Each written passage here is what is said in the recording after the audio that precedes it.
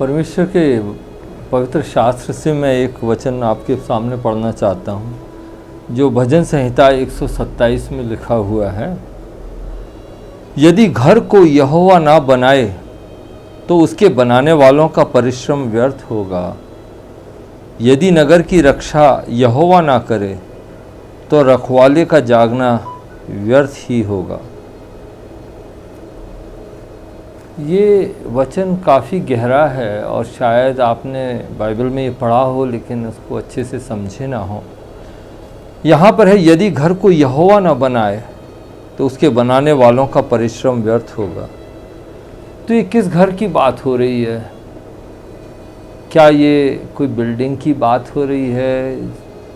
100 मंजिल की, 200 मंजिल की बिल्डिंग की बात हो रही है, या कोई फैक्ट्री की बात हो रही है, कोई दुनिया की कोई बड़ी चीज़ की बात हो रही है जिसे बनाना है इंसान को, किला बनाना है, क्या उसके बारे में है? हम दिल्ली में जाते हैं, कुतुब मीनार है, 900 साल से खड़ा हुआ है, इंसान ने बनाया फिर भी खड़ा हुआ है।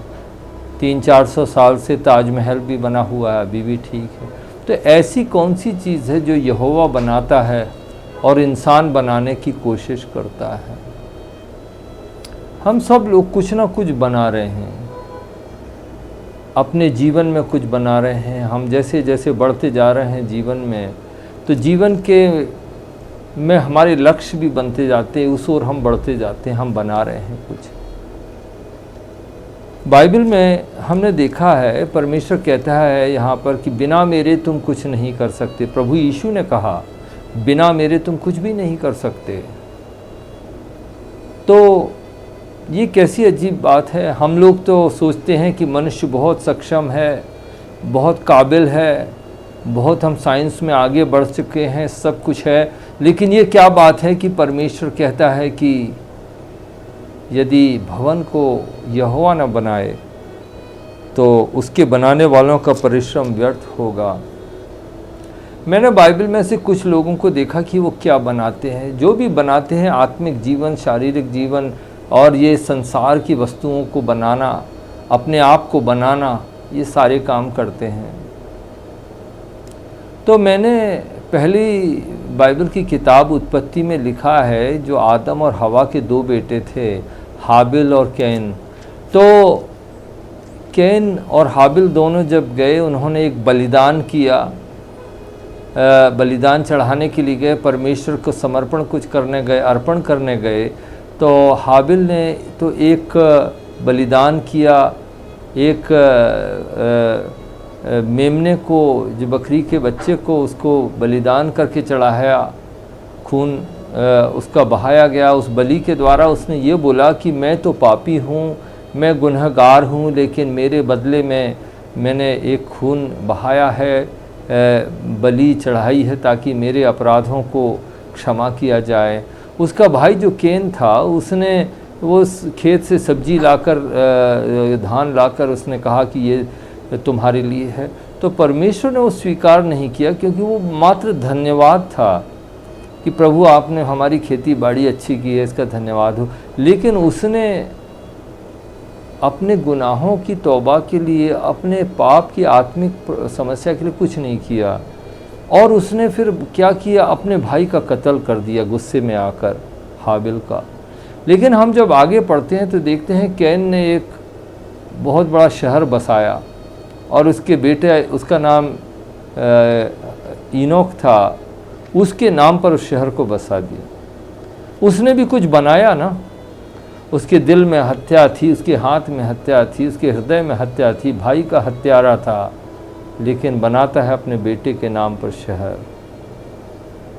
एक और आदमी को हमने देखा पुराने नियम में, बेबीलोन का राजा था नबूकदनेस्सर। नबूकदनेस्सर अपने महल के ऊपर खड़ा हुआ बाबुल में, और उसने चारों तरफ देखकर ये कहा कि ये सारा जो मेरे वैभव के लिए है, मेरी महिमा के लिए है, क्या ये सब मैंने नहीं बनाया है? हाँ, उसने बनाया था, लेकिन उसके अंदर का जो गर्व था, जो उसका अपना जो एक एरोगेंस था, जो जिस तरह का उसने बात की, और परमेश्वर उससे नाराज़ हुआ और वो पागल बन गया और उसका राज्य उसी समय छिन गया और वो जंगल में चला गया, जानवरों की तरह घास खाने लगा। एक दिन आया जब उसको इस बात का एहसास हुआ, तब वो 7 साल के बाद वापस आया। बना रहा था क्या शहर, और बोलता है मैंने बनाया है। तो इस तरह से हम देखते हैं कि लोग बहुत कुछ बना रहे हैं, बनाते हैं और सोचते हैं कि हमने कुछ कर दिया है, हम बहुत काबिल हैं, हम बहुत योग्य हैं, इस तरह की बातें वो करते हैं।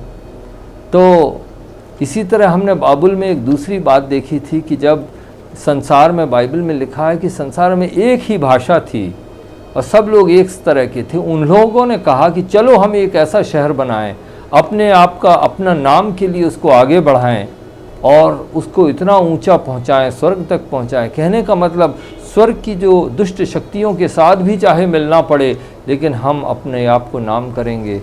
उन लोगों ने भी ये काम किया। परमेश्वर इससे खुश नहीं था और उसने उन्हें तितर बितर कर दिया, दूर दूर तक फैला दिया। तो इस तरह हम देखते हैं मनुष्य जो अपने स्वार्थ से, अपनी शक्ति से कुछ बनाता है तो उसका कोई फ़ायदा नहीं है, परमेश्वर उससे खुश नहीं है। लेकिन बनाने वाले कुछ और भी थे बाइबल में, जैसे इब्राहिम था, और इब्राहिम ने क्या किया? इब्राहिम ने सबसे पहले वेदी बनाई। वेदी में क्या होता? वेदी से परमेश्वर के चरणों पर आकर अर्पण करने के लिए वेदी, यानी धन्यवाद और स्तुति और आराधना और परमेश्वर से संबंध स्थापित करने के लिए वेदी बनाई। इसी तरह मूसा ने और परमेश्वर के जो भक्त थे, याकूब, इसहाक और इन लोगों ने वेदियां बनाई परमेश्वर की महिमा करने के लिए, उसका आराधना करने के लिए उन्होंने परमेश्वर से संबंध स्थापित किया। उन्होंने बनाया, लेकिन वो बनाया जो परमेश्वर की इच्छा के अनुसार था। हम देखते हैं कि मनुष्य जो भी बनाता है, यदि वो परमेश्वर से अलग रहकर कुछ बनाने की कोशिश करता है, अपनी स्वेच्छा से, अपनी शक्ति का प्रदर्शन करके, अपनी बुद्धि और परमेश्वर से अलगाव और बगावत करके यदि कुछ करना चाहता है, तो परमेश्वर को काबिल कबूल नहीं है। आत्मिक संसार में जो भी कुछ बनाना है तो परमेश्वर हमें बनाएगा। उसके चेले कौन थे? मछली पकड़ने वाले लोग थे। सर्वशक्तिमान परमेश्वर के पुत्र इस संसार में आते, उन्हें 12 चेले चाहिए, लेकिन वो समुंदर के किनारे गए। मछुआरों को और भी जो तमाम आम लोग थे, 12 लोगों को उन्होंने चुन लिया। क्यों? क्योंकि उन्होंने कहा कि मैं तुम्हें बनाऊंगा करके, इस शर्त पर तुम्हें मनुष्यों को पकड़ने वाले मछुए बनाऊंगा, ताकि तुम मनुष्यों को सच्चाई के रास्ते पर ला सको। मैं बनाऊंगा। तुम अभी कुछ नहीं हो, तुम दुनिया की नज़र में निकम्मे हो, लेकिन मैं आत्मिक रूप से तुम्हें बनाकर तुम्हें खड़ा करूंगा। तो यहाँ पर हम देखते हैं कि परमेश्वर चाहता है कि वो हमारे लिए बनाए, वो हमारे जीवन को बनाए।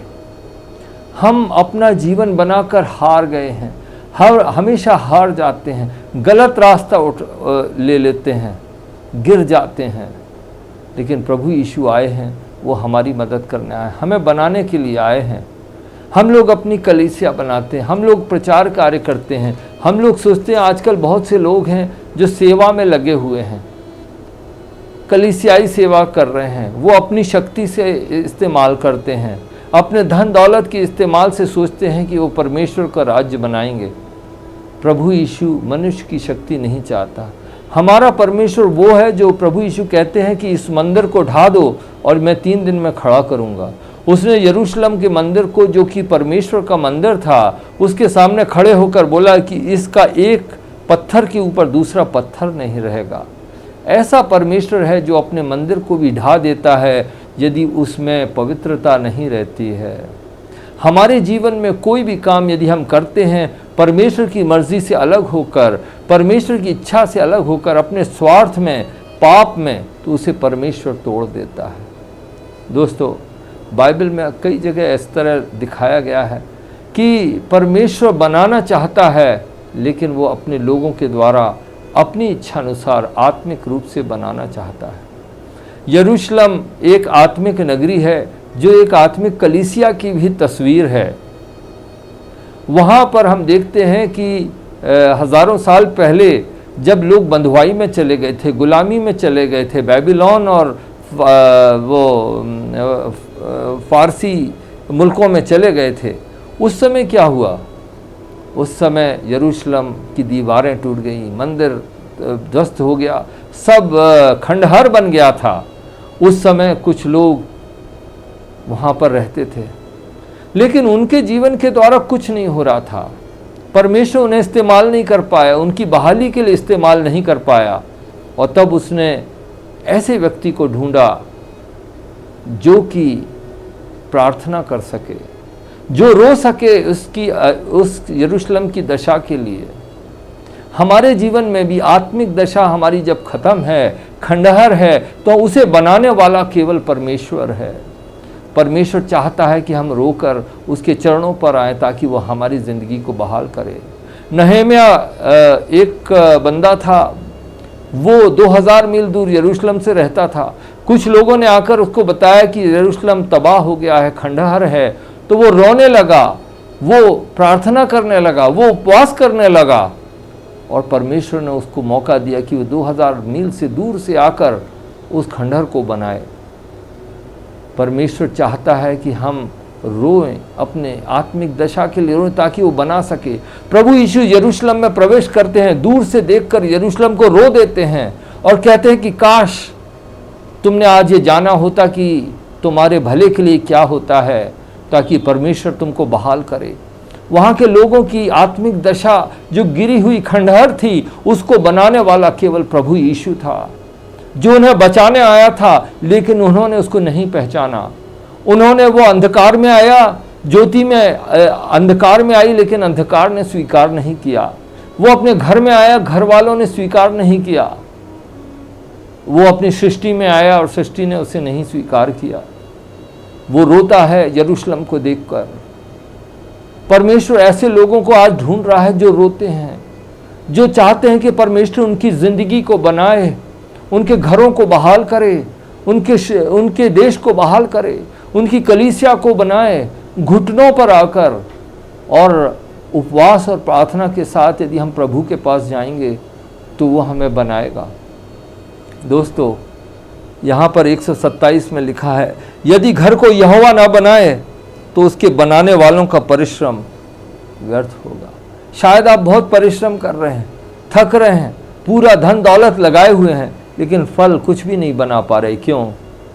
क्योंकि परमेश्वर नहीं बना रहा है, आप और हम बना रहे हैं। हम अपने आप को रक्षा करने की कोशिश कर रहे हैं, बचाने की कोशिश कर रहे हैं अपनी ताकत से, लेकिन हम बच नहीं पाएंगे।